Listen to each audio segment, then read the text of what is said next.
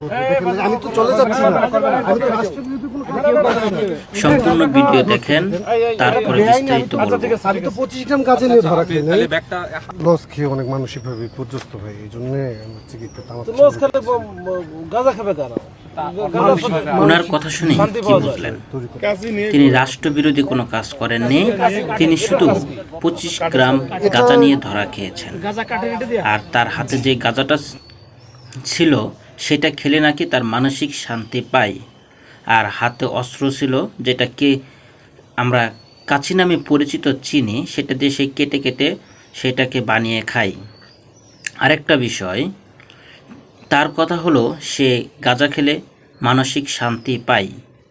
তাহলে কি এই যেন গাঁজা সবাই নিঃস্বাধীনভাবে খেতে পারে, এর জন্যই দুদিন ধরে অভিযানের পর থেকে রাস্তায় নেমেছে সেই গাঁজাখোর মানুষগুলো, নাকি অন্য কিছু?